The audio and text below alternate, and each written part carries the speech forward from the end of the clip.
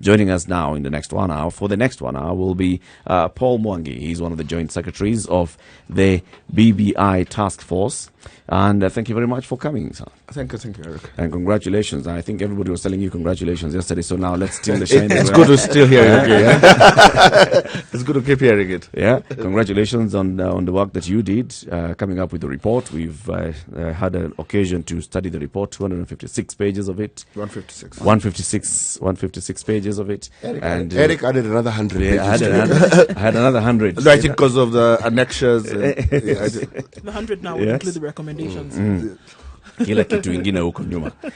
So now let's start by actually looking at handshake happened in March 2018.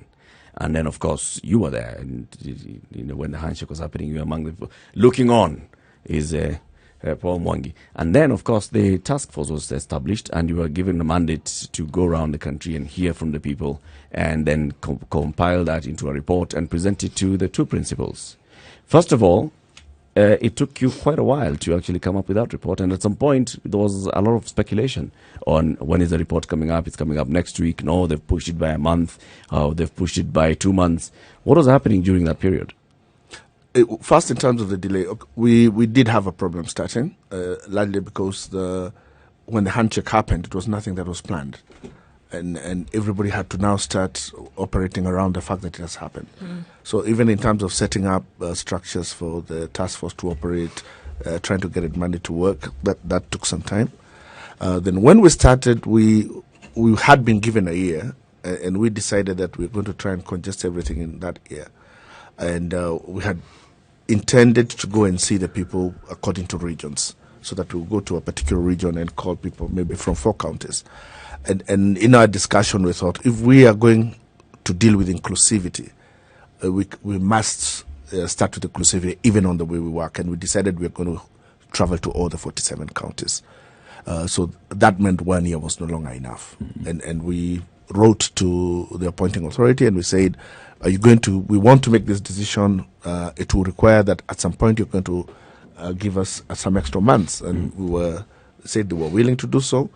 And therefore, we started from the plan of making sure that we were going to visit every county. And what we would do, we'd go to a county in the evening, spend the night there, get the feel of, see who we can see in the area, and then host the meeting the next day. And so that we made sure we slept in every county and that we held a meeting in every county.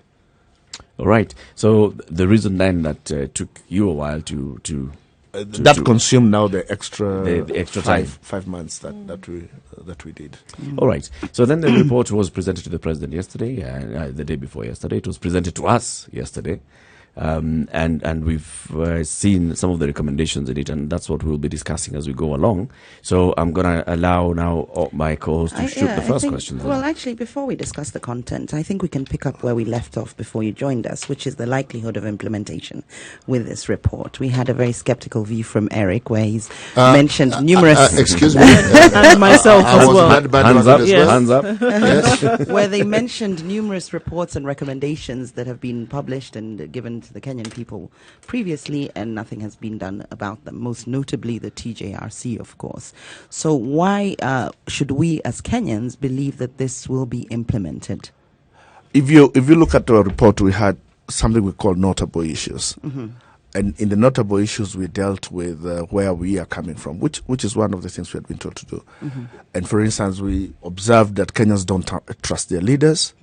We observed that leaders have let us down, and Kenyans feel very let down by their leaders. We said that Kenyans love sweeping things under the carpet.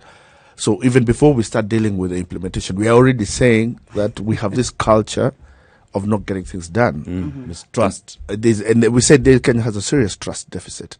So that is one of the things that we are asking that Kenyans must address. Not just the leaders, but Kenyans themselves must address. And even as we are looking at and demanding that implementation be done, we must begin from the point that we do have that, that problem among ourselves.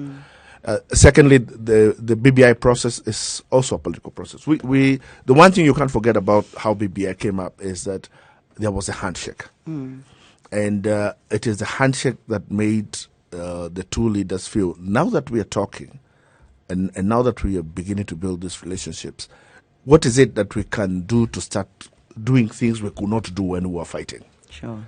So yes, the TGRC and all those other reports were there. Some of them are bogged down in the political differences that were there. Now that the political differences are being patched up, let's begin to look again at all the things that have affected us and see how we can make them right. So that political process involves also now trying to make sure that everybody else comes on board, and that will inform implementation. So we handed in our report. You first must find out now, as you hand in the report, do other people accept it? And from yesterday, it's very clear there's a lot of goodwill for it. That goodwill will inform how the implementation will be done. And I think that's when the opportunity even came that we are going to have to make this bigger in terms of getting a bigger national conversation, because it's very clear that people have accepted that we can have this conversation. It possibly could have been different if we had presented the report and immediately what we would have had was a political fallout, because that then totally changes the nature of implementation. The dynamics of it. The dynamics of so the now implementation. from the kind of positive vibe that you've received in the last 2 days, what is it that we should expect next? I can only say this I can only analyze from a personal view that the kind of goodwill I saw yesterday means that people will want more addressed. People will start thinking that there's so much goodwill here that I would want to bring some issues also to be addressed within this setup. And therefore, when the issue of the national conference, the national dialogue kicks off, you can expect that there will possibly issues that will come in that might not be in that report, which some people feel that if they brought them, they could be addressed and resolved within this setup. So what you're saying is that we expect now the political leadership, especially now the appointing authority, the president and the former prime minister and the top leadership of government, to sit together and start deciding on the next steps. National dialogue was mentioned by the president yesterday, but the date is not clear, is not set, and the formula of actually bringing people, ensuring that this dialogue happens, has not been set.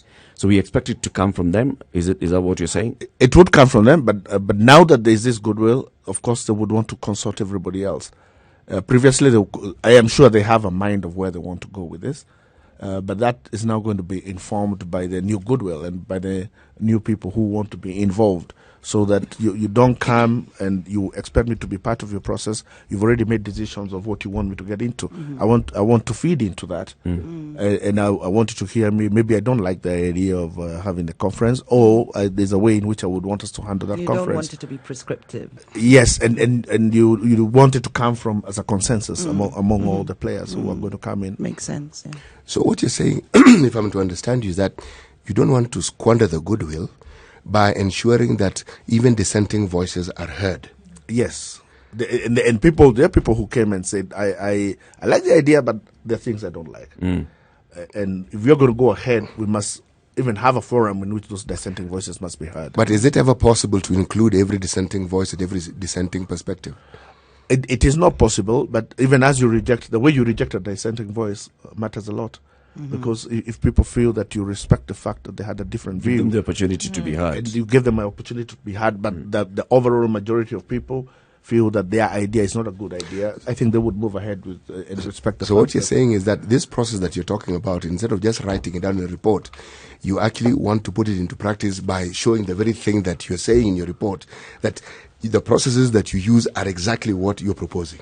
And that's why I said that as we started, we said we could have finished earlier. Yes. But when we thought that we are going to be telling Kenyans about inclusivity, and there will be some Kenyans out there saying, "You're telling me about inclusivity, you didn't even come to my county. You didn't even talk to me." So we have to put in practice those ideals that we are that we are aspiring for, even in the way we get around doing things ourselves.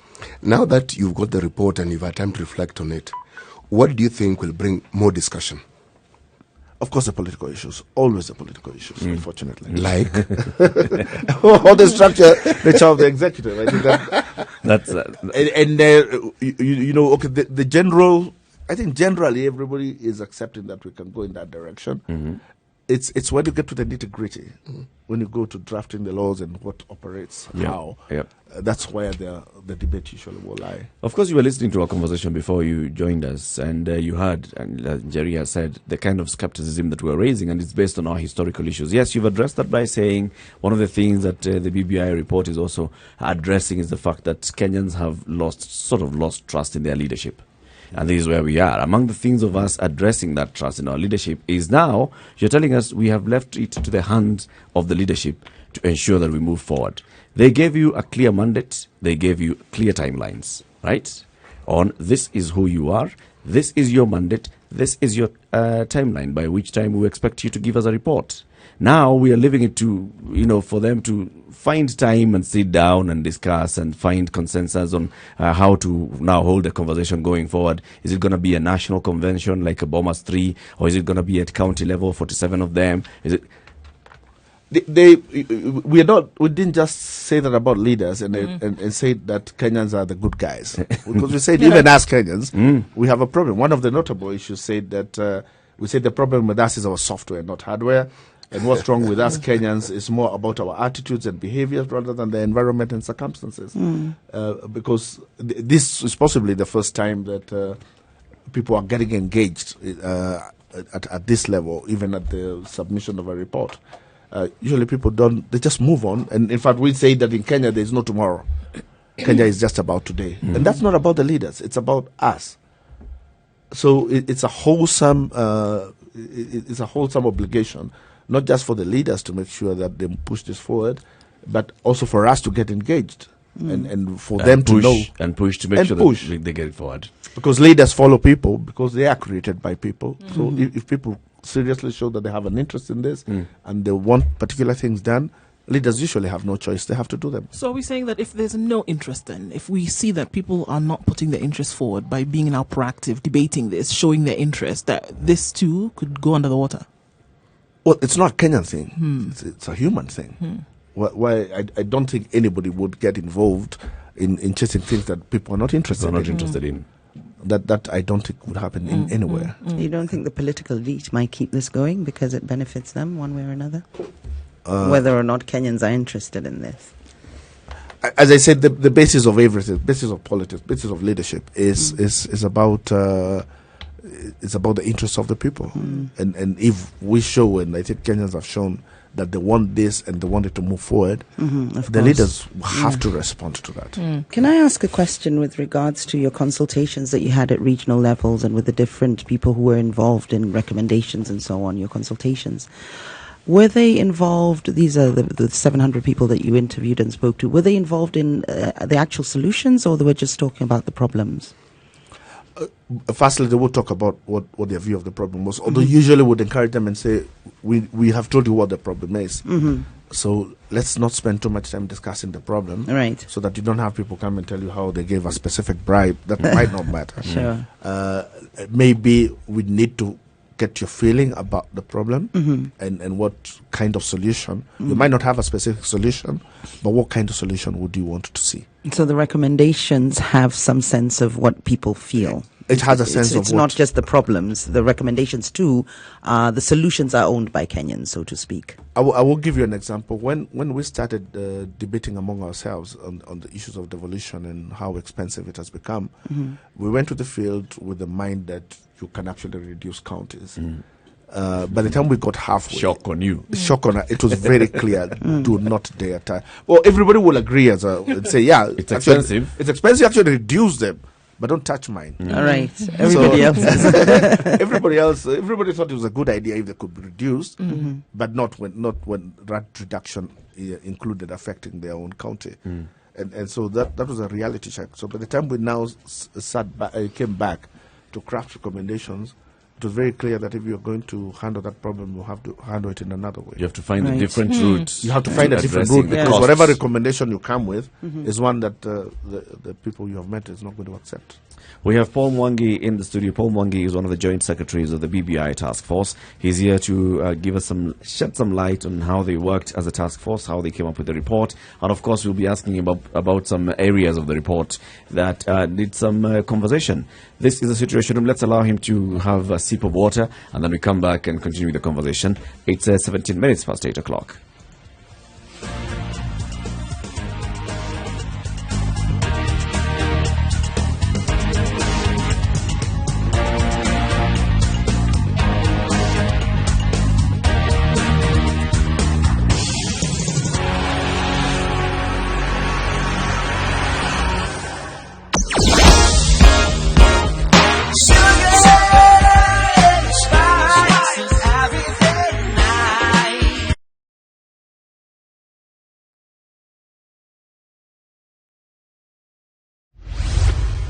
Mature, intelligent talk every morning. Spice up yourself. Mornings done right. 94.4 Spice FM, Nairobi. 18 minutes past 8 o'clock. Good morning, and how are you doing? Thank you very much for joining us. This is a situation room. It's Kenya's biggest conversation. In the room, we have CT Mugan, Jerry Thorne, Nduoko. My name is Eric Latif, and we have Paul Mwangi, the joint secretary with the BBI task force. Of course, Paul, you were telling us how you went around the country and collecting views, and Jerry had asked you, are people actually giving you problems, or are they also giving you solutions, what they thought would be a solution? And you're saying, yes, people are coming up with what they thought would be a solution to many of these issues that you are raising. Yes, and sometimes you also have to listen. People don't know that they're giving you solutions. But just listening to the directions in which their thoughts are going, then you are able to tell in which direction you're going to have to follow as you sit down to craft a solution. So among the issues that you've, of course, come up with is, let's look at the governance, the hot one in the House. Before your report came out, there was all these speculation that you were going to come and propose a full parliamentary system of government, where we have, the chief executive of the country actually coming from parliament, and this is the prime minister, maybe for having two deputies, having two deputy presidents. We also saw Atwali trying to steer the conversation back to that yesterday. Then we see you giving us presidential system where the president is the head of state and government, and then we have half of the cabinet coming from parliament and a prime minister coming from parliament.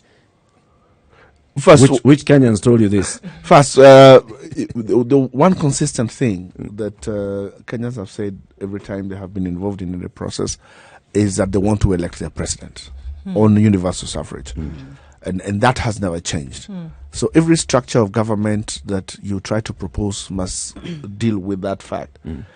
But now the question is, how do you, even if you wanted to bring a very strong parliamentary system, how deal with the fact that you're going to have a presidential election in which somebody is going to be voted in under very stringent conditions by the voter on universal suffrage?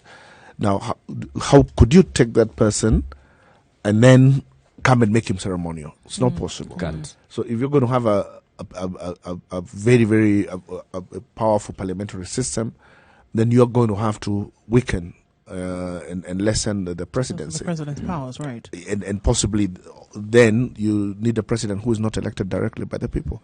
And we are also talking about this president who is the symbol of national unity, again, symbol of national unity because he's being voted on direct. So it is not, it became, the need for this is not about power. It's not about who is holding the power. It's about how everybody is participating in government.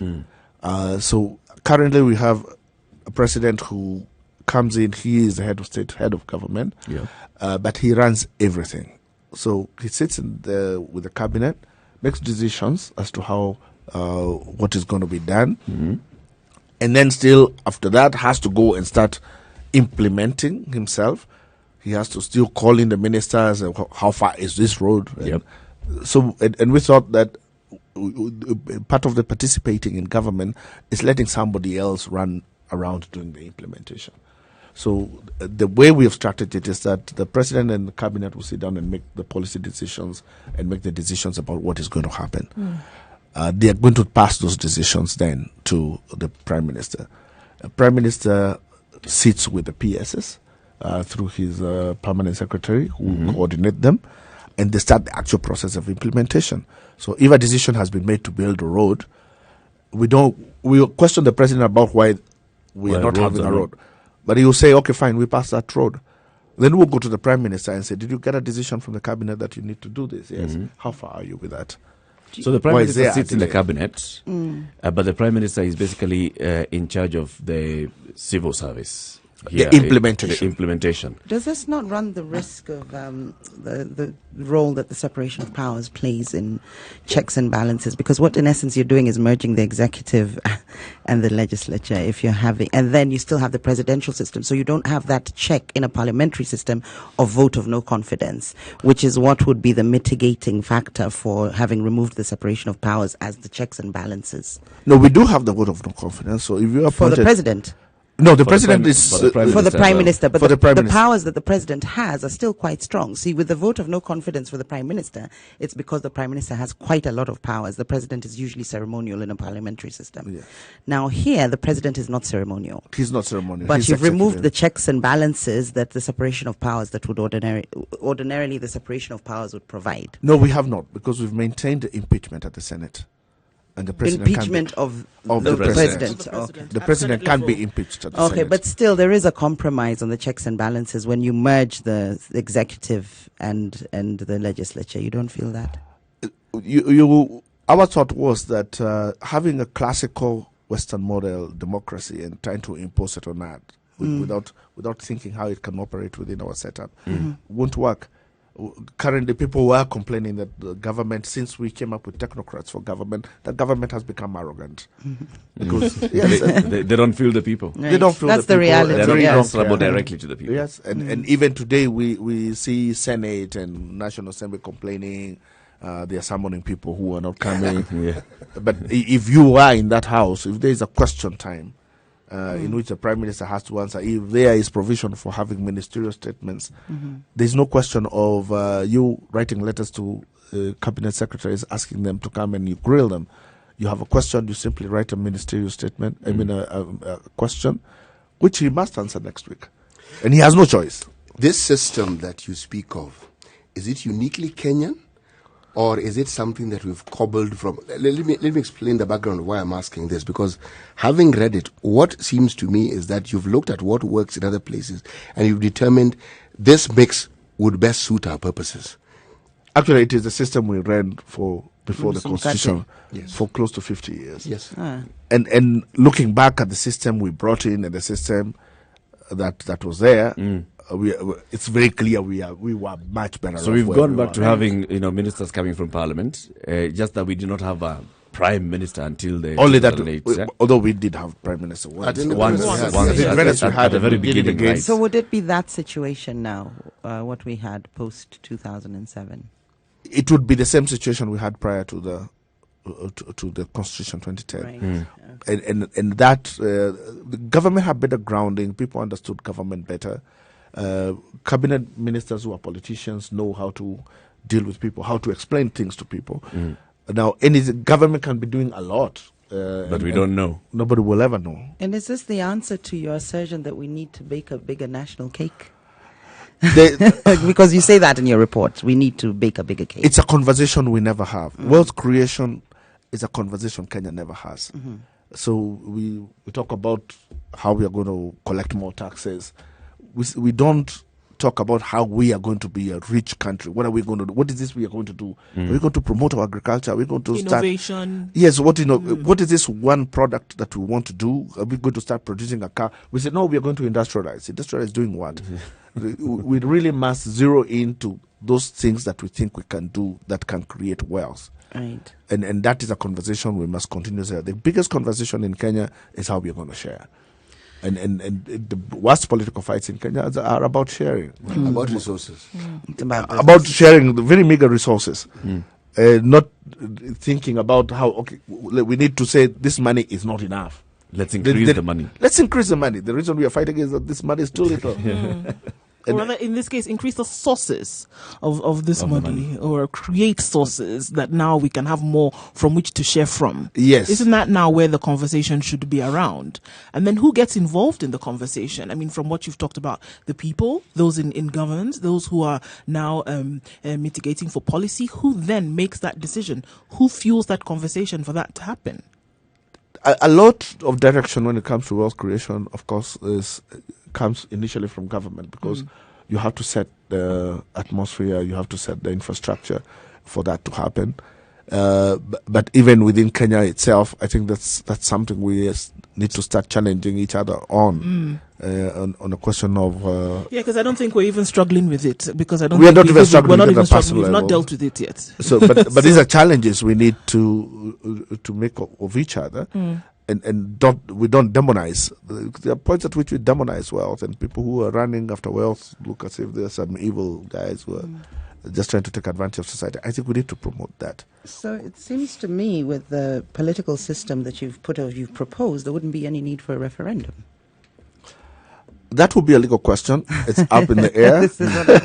As a lawyer, I wouldn't want to comment on it. But it seems it can go through without a referendum. Many things will be able, but whether it's a must for the others, that debate is out there. I would not want to ordinarily would contribute. have fallen under a referendum question, when you say change structures in government.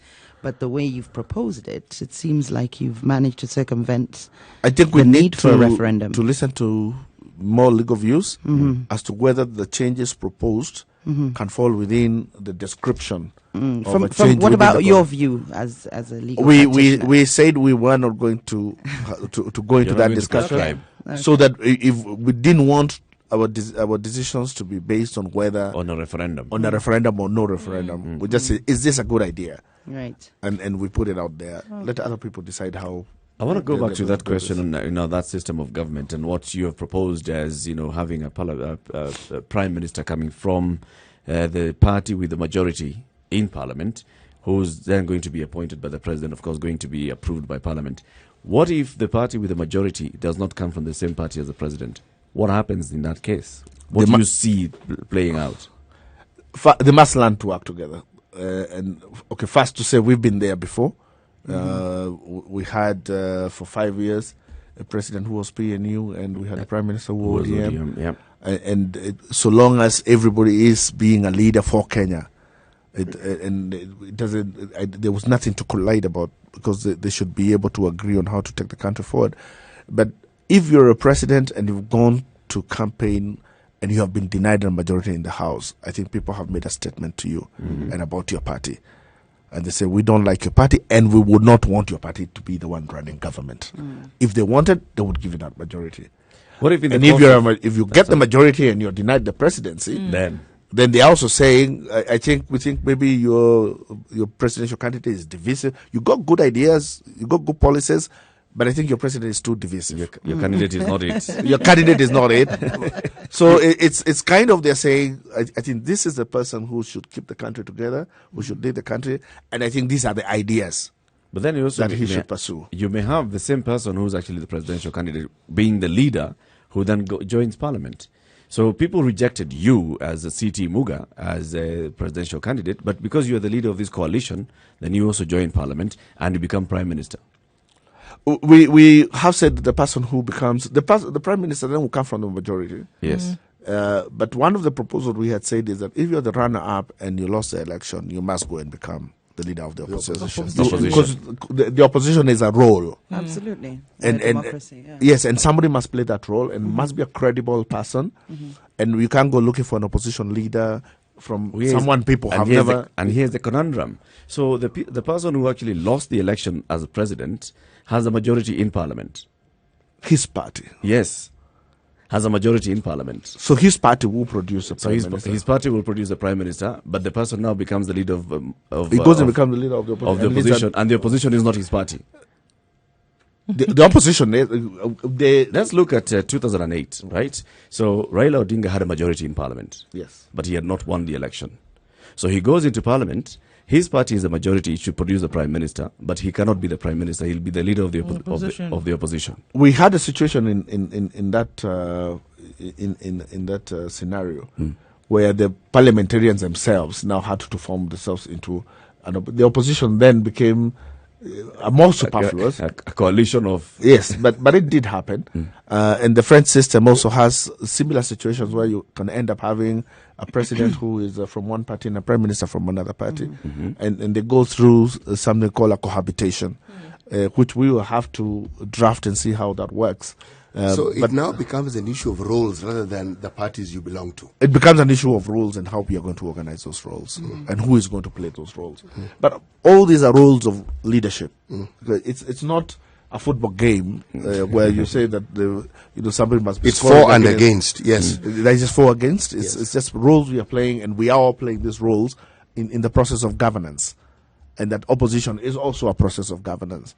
And we came up. That's why we proposed that the idea of having that has never happened in shadow Kenya. cabinet. Yes, and that happens in the Westminster model where you have people playing roles of shadow cabinet. Yeah. And we thought that would be a good way to involve more people Of course. in governance, where you play a role in, for instance, finance. Actually, even more importantly, from what I see, we will be educating Kenyans on how things could be done differently.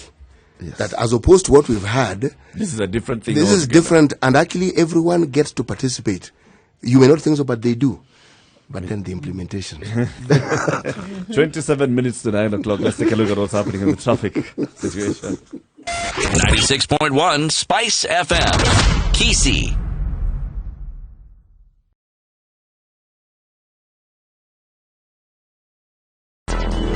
Traffic. So the mother of all traffic jams is actually on Mombasa Road right now, and it's looking like she's not going to let up right now. All the way from Syokimau heading outbound on Mombasa Road is giving nightmares of epic proportions. We don't know how long that's going to take to open up, but we also understand that the construction on the expressway has already begun. This could be a contributing factor. People starting to stop and take a look of what's going on. Might be the case. Langata Road coming out to the T-Mall roundabout and either joining Bagathi Way or heading towards the Nyayo Stadium roundabout is not so painful, but it is moving slowly. Coming off of Thika Road also is some traffic. It seems to be a gridlock just before you get to the Pangani underpass. That'll lead you into town without much of an issue thereafter. All right, other parts of the city not too bad. Coming off of the Kikuyu-Limuru Road, where construction is taking place, is really, really slow. You can use an alternative route, but it's going to be longer. But it might save you the trouble of traffic if you want to come out. Kangunda Road is actually quite clear this morning, and Dandora traffic is moving well. If you see anything else that we need to know about, do give us a call, send us a message. The number is 0719-012-600. Mature, intelligent talk every morning. Sunright 94.4 Spice FM, Nairobi. This is a situation room. Good morning, and how are you doing? It's 25 minutes to 9 o'clock. In the situation room this morning, my name is Eric Latif. We have C.T. Muga, Jerry Thorn, Nduoko, and also we've been joined on the hot seat by Paul Mwangi. He's one of the joint secretaries of the BBI task force. They released their report, and that's what we are trying to discuss here. We'll be opening up the phone line so that you can also shoot one or two questions or comments. You can congratulate him, or you can tell him where you are talking about going around the countries. I didn't see you. You can do that as well. When you open up the phone line, 0719-012-600. So we've talked about, the system of government. We have very many things to ask you, and some of them we discussed yesterday. I think we can just throw them in and today as we discuss. In the morning, we were talking about your recommendation on betting. Tell us about that. Betting. Sorry, betting? Yes. On the lottery? On the lottery. Yes. Right, there's a specific recommendation within this report that looks, first of all, having premised on the fact that a lot of, from a moral and ethical point of view, a lot of Kenyans had lost livelihoods in the betting industry. But the answer seems to be in the establishment of a national betting industry, and that would essentially replace the private entities that have been taking place in the country. Well, betting itself is not an activity that we possibly should allow, but it's an activity anyway that has been allowed all these years. Okay. We as people government or we as society? we as society. Okay. And one of the things that have gone wrong is that it has totally lacked any form of regulation, and it's just gone wild. But our thinking is that if we are going to have it, then at least let the beneficiary of it be the same public. So if people are going to engage in betting, we're going to have it better regulated so that people don't risk livelihoods, as you say. So it becomes more of a game rather than what it had become, almost an investment. It was a career. It becomes a career. So we provide it as a game, as so many other scenes that exist anyway. But you can still win money. Yeah? Where you still place money to win more. Well, not as a career, not as an investment, but that's why I say it as a game. In fact, that's what they call it, gaming. But then the benefits of it cannot be something that then a private person can go and enrich themselves in. Let's take that money and we reinject it back into the same society. The way we had the Kenya charity sweepstakes. So if we are going to make 1 billion shillings from gaming every year, why don't we use that money to do more charity? Benefit the people. Yeah, to benefit the people. But put in it order for charitable someone to projects. place a bet, they must still spend some money, right? Yes. Yes. So there's not much difference then at all. No, that's the essence of betting. And as I said, it's not. If you looked at it from a moral point from of a view. moral point of view, from a religious point of view, we shouldn't be doing it. But the society there are has so said many we other want things to we do shouldn't it. be doing. But the Exactly. society has decided that So they can allow it. it could run the risk of you doing the same with BAT, with cigarettes and EABL, the government saying, well, we're going to let it, but to counter the sort of moral aspects that we have to contend with, we'll take all the money and give it back to you guys. Let the as government sell society. cigarettes. Well, but No, basically, So you can only have a pint it's a day. regulated, and you see, even when it came to the beer industry and the tobacco industry, the problem that we got to a point is saying that they are not regulated, and it became a free for all. But there's also freedom that you're saying if consciously you decide that you want to smoke or you want to drink, the government cannot be puritanical and say that now we have some religious morals that say we are not going to allow drinking or smoking in this society. We've said we are going to be secular, but we are, as a government, cannot also leave it to the point that it becomes destructive. a menace, yeah. So there are going to be regulation, but even with regulation, there's still people who become alcoholics. I'm wondering, Paul, who came to you and actually came up with this, Said this as a betting problem thing is- and as a solution? Well, the issue of betting was, of course, at the time we were going round, was a one problem. of the life issues that was there. The people And who are commenting about it. Yes, and and people are complaining. This is what is happening to young people. All people are doing is betting. They're losing their monies. But how does a company allow somebody to bet 10,000 bob? So now You it's know? going to be the government that allows somebody to bet 10,000 bob. as It's opposed to- no. How does it change? It's just changing power Because they're from taking one hand. I over don't the think. I industry, think the aren't kind they? of regulation would be such that there should even be a limit. They say you can't bet more than 200 shillings a month. Okay. So But- you can buy one. So ticket and that's essentially, it. you are trying to legislate morality. No, it's regulation. It has nothing to do with Regulation. morals. You're regulating morality. The reason why I'm saying this is the thinking behind betting is probably the same thinking about sex work, isn't it? It's a moral issue. No, because with the positions we've taken are very different. Because the society, when it comes to sex, commercial sex work, is something they've said no. That they've It's criminalized outlawed. it, and they said that's not going to happen.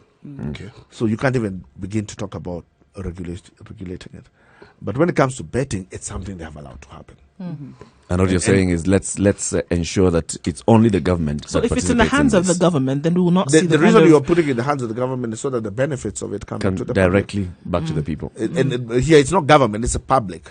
That's, I think the better word to use is that It's a public. It's a public institution. It's a public entity that does this, and whatever benefits it gets goes back to the public. There's a Then moral it becomes- paradox in that, because what you're saying is that we're not going to let private entities benefit from this immoral or social ill that we have. So we as government will take it, will regulate it, and any money that comes from it to counter the either problems that we see with the young and addiction Unemployment, and so right. on. To counter that, we'll give money back to the public. First, Are you getting the your money solution from is an not, ethnic- it's not a ethnic- Kenyan. It's not a Kenyan solution. Right. This is practice that is done elsewhere. So we're also saying what has been the best practice of how other countries have looking handled around, this. And looking around, you say, yes, most countries have a national lottery, which they play. But they people don't can ban engage in. sort of betting, and they don't ban other commercial entities that provide these platforms for gambling. And they are very, very highly regulated in some places. For instance, It becomes the almost complaint- impossible to operate. Almost impossible. The complaints about Kenyan betting was being made in UK. Right. Surprising. And they are the guys who were thinking that this is immoral.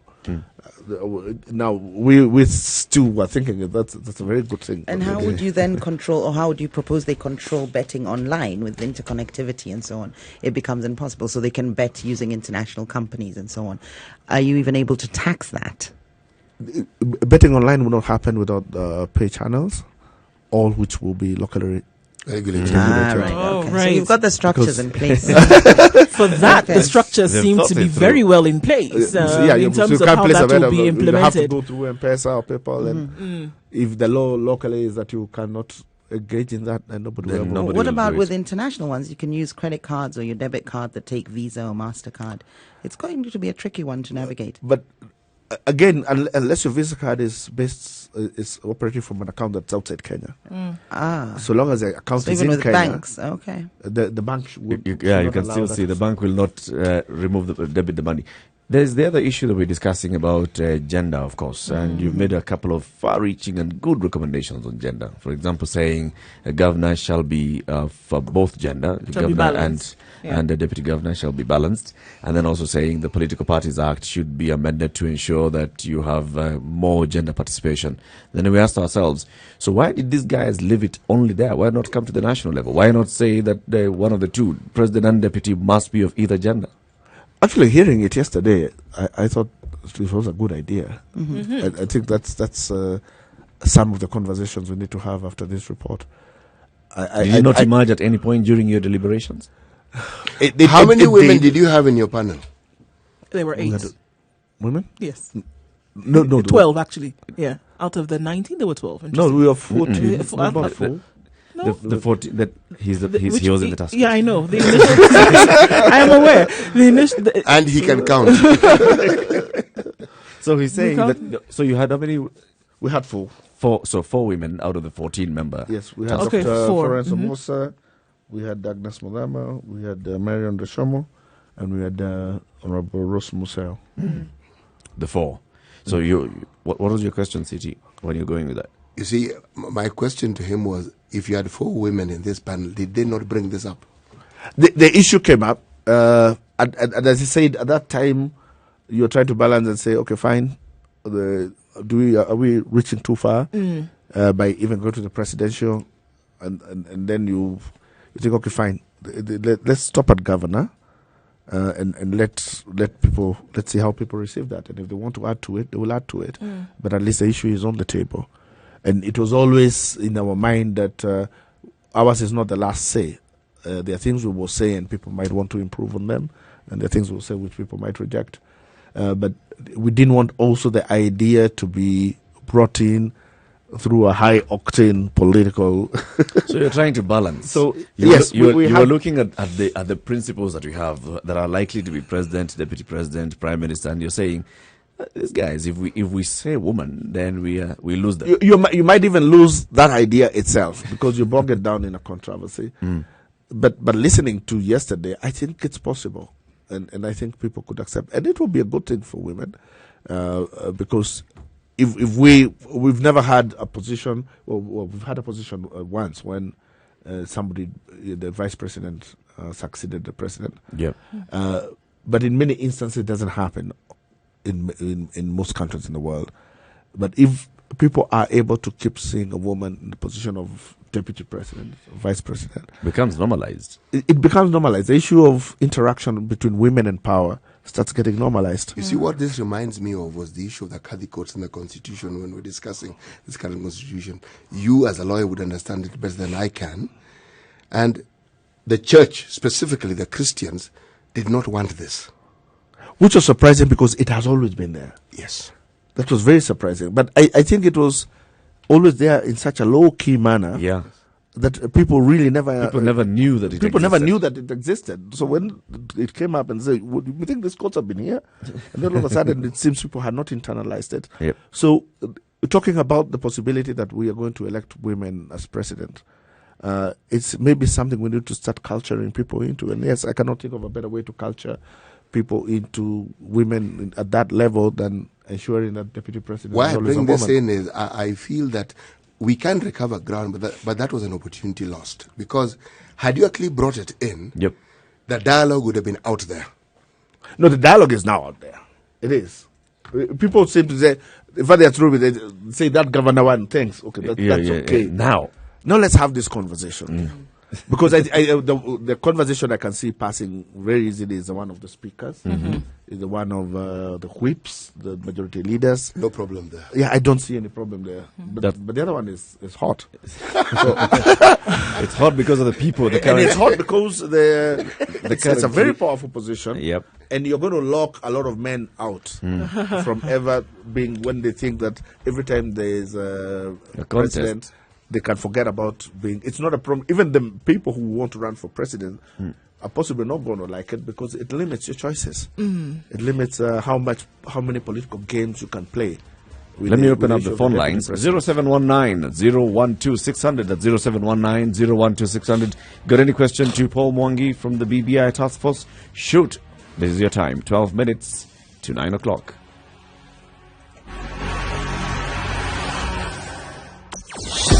Spice and everything nice, everything nice. Spice up your life. Mature, intelligent talk every morning. Spice up yourself.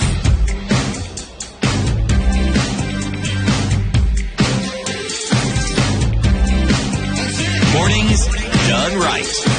94.4 Spice FM, Nairobi.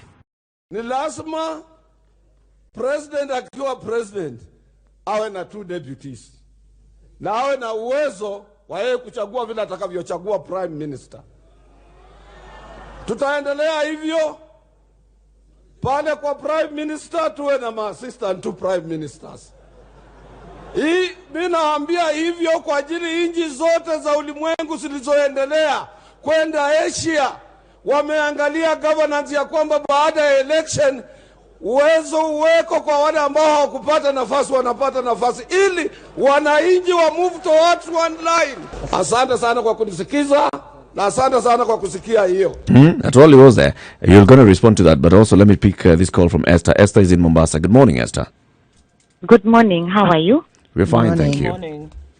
Yes, I have a question for Mr. Paul. Yes.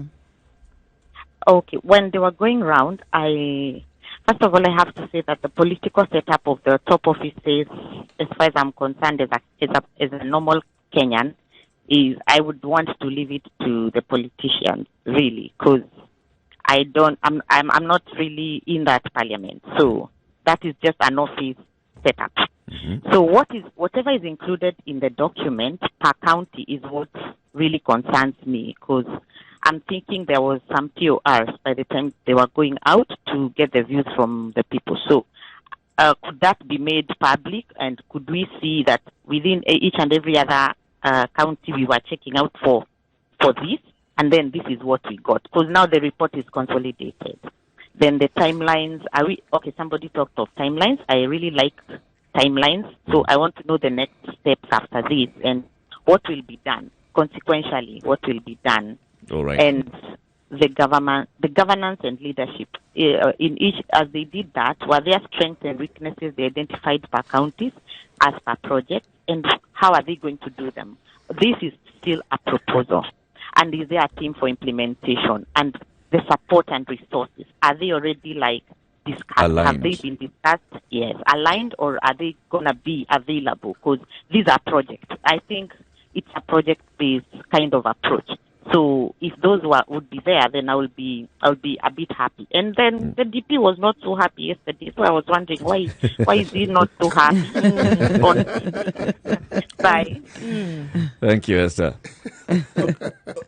First, on the issue of the TORs, There's a Gazette notice on the 24th of May 2018.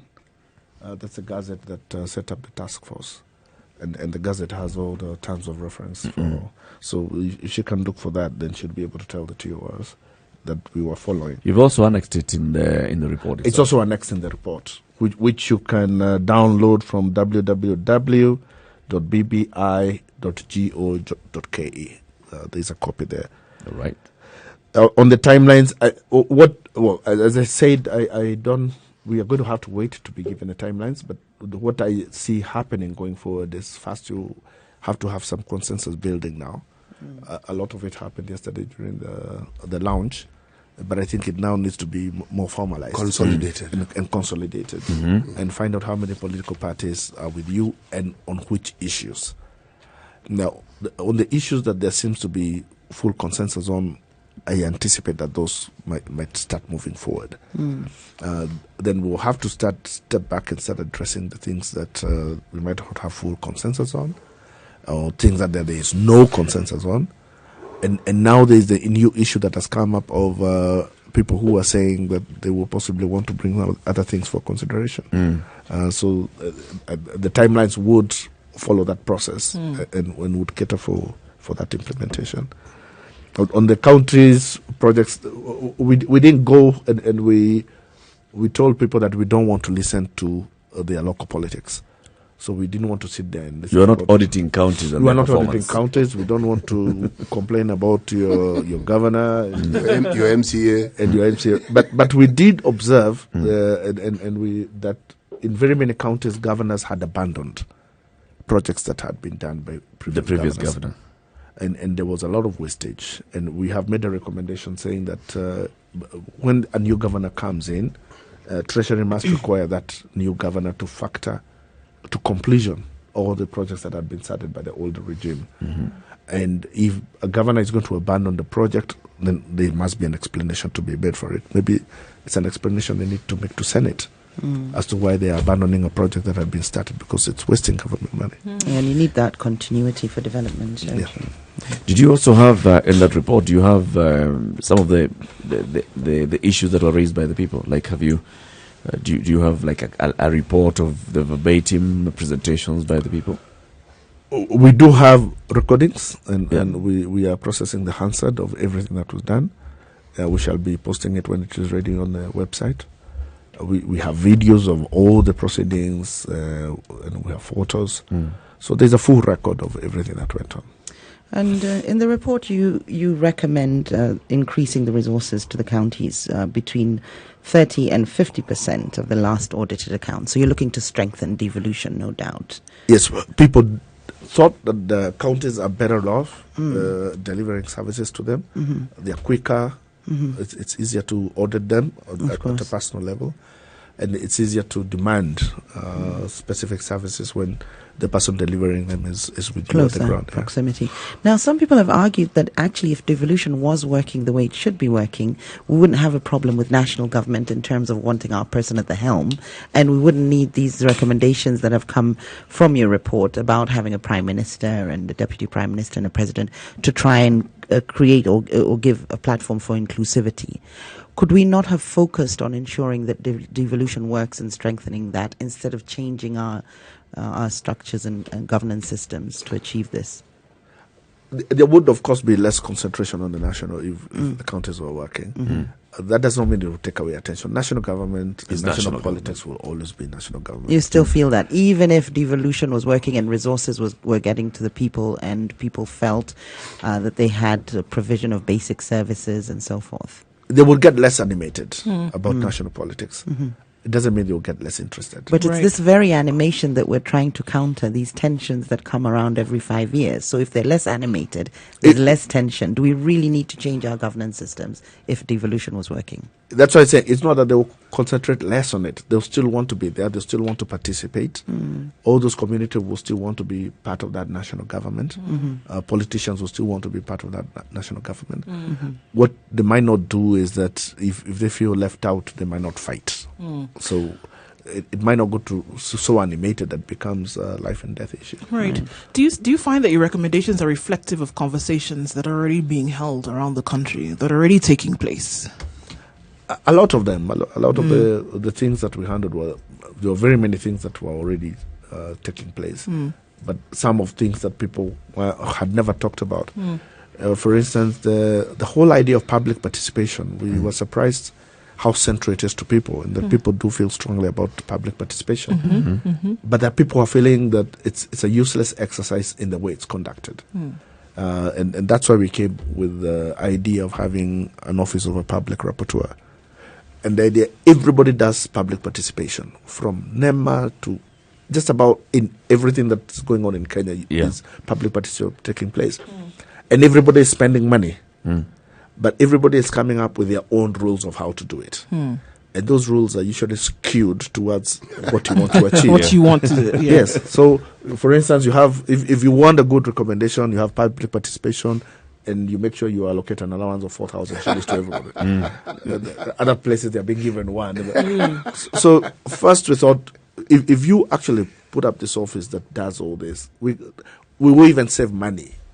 Because then everybody, all the money that you have for public participation, you go and pay it to an office that does public participation. They have rules that apply across the board. So if I did public participation for the county, it's the same public participation I'll do for Kenha. It's the same one I'll do for NEMA. And under the same rules, under the same scientific guidelines. And then I'll have a record. And then there'll be expectation. This is how we're going to engage with one another. Yes, this is the way we shall be engaging with one another. How do you sample who you invite? Right. Again, if you want to pass, it depends on who you go and handpick who you want to come. Yeah. If you're talking about an independent office, they will do a more scientific sampling of who attends to that participation. Paul, we're coming to the top of the hour. Maybe lastly, if I may add, there will be a record of what has happened. There was a question from the caller that I was hoping you'd answer about Ruto's... Can you tell why Ruto was looking angry He's to not Esther? looking happy yesterday. It was a somber moment. The man was allowed to look pensive. No, let's hear it from Because Paul. You will not hear it. You will not hear it. Because according to Esther and Jerry, Ruto was not looking happy. According to Esther and Did you Jerry. see him smiling and laughing? Yes, when he was presenting. Eric, after We're coming to the hour. can we keep Paul here for 5 minutes? For the next conversation. Yes, right? please, just for 5 minutes. Or Yes, 10, we've been please. having Paul Mwangi. He's one of the joint secretaries of the BBI task force. Of course, he's been answering some of the very many questions that we've had, and we are continuing to have these questions as we, of course, read the report, and we'll be calling you in as we go along, right? Talk about implementation, talk about the systems that you've recommended, and we'll have you stay a bit for the next conversation. This is the Situation Room. It's Kenya's biggest conversation. It's now 9 o'clock. Good morning. Question number 1, CT Muga, for 25 marks. Okay. And how many sentences am I allowed to ask the question? And the one thing that keeps coming up in the national conversation is the non-performance of governors. Is there anything that the BBI has done to address this? Governors are supposed to be put in check by county assemblies, but governors have had have been able to control county assemblies, because all the money that goes to county assemblies have to go to the main account of the county, which the governor controls. Yes. And the proposal we have made is that when the money is coming from Treasury, it needs to come. We need to have a separate account for the county assembly, and let the money go directly to the county assembly, so that they are able to be totally independent from the executive. From the governor. And the governor does not determine whether you go on they should not be going on benchmarking, but the governor does not decide whether, because that's the way they get to control them. That if you fight him, then he does not approve monies that you need to spend. Thank you. Jerry, you had a question? I want to go back to that question, but phrase it slightly differently in terms of the political overtones or undertones of this BBI report. Are they factions? And we saw some sort of heckling yesterday with Murkomen, sadly. I mean, Murkomen's a great guy. I just don't think this was a platform for this, considering it was a Building Bridges initiative. But there will be political overtones and undertones. Now, you as the owner of the document, were you aware of this when you were putting together some of these recommendations, that there would be political fallout or backlash or undertones and overtones, and not everybody would be happy politically, especially in the leadership? We had a caller ask about why Ruto didn't look too happy. So we have dealt throughout the process with the realization that we are operating from a very politically volatile situation. And we did what we did is first we decided we are going to ignore it and said let the politicians do their thing. Right. We have to concentrate on what our thing is. And even in the recommendations, but your team was politicians. Your team was in our team, and we also told them to keep away their politics. Wear a different hat in the room. Yes. So you didn't bring your interests, and we had two MPs, 2 senators. You see, like we have a recommendation of saying now that if there's going to be a change of executive, there's going to be new roles to be played by each of the different houses, and this is going to have to be something that's going to be negotiated between them, and we didn't want to go so far because it becomes then you get bogged down in that sibling rivalry that's already playing out between Senate and National Assembly. So, for instance, on something like that, we gave direction and said that we are going to have to review how these houses relate to each other. But when you have 2 from each seated with you, you might not get far trying to negotiate. So that's what we did with all the political questions and tried to ensure that everything we say is something that is not based on any politics that is going on. And when the document came out, I think that's one of the realizations that the politicians had. And they realized that the document actually was not... There are people who feared that the document was going to be politically tailored. And I think a lot of the buy-in we are getting now is people's realization that it wasn't and we didn't deal with the politics. Of course. Or they've realized it didn't have the teeth that they expected it to have. Can it still be politicized as a document? The fangs. It had the teeth. It had teeth, but not fangs. It has no fangs. Can it still be politicized as a document or as a proposal? Or is it immune to that, considering I think where it is now, it's immune. And I think if anybody tried to politicize it, people would see it. Right. And the very unfortunate incidents that happened yesterday, I think comes of people's determination that this process must not be politicized. Right. People are feeling some sense of ownership to it, and they don't want it to get bogged down by the same things that we were doing over the years. So now that your job is done, what are you doing today? You're He's on radio. You're running off. You don't want to stay on until 10 o'clock. Why? I'm going back to my office. You do remember the gentleman is a lawyer. Yes, I do run an office. Plus, I have to go and prepare to be in court tomorrow. Right. Thank you very much. We also understand that you've spoken to us and you've said you really like listening to Spice FM. Yes. Tell us. Tell everybody about that. You're forcing him. Yes. I didn't know until a friend of mine came and said there's a news station and all they're playing is your kind of music.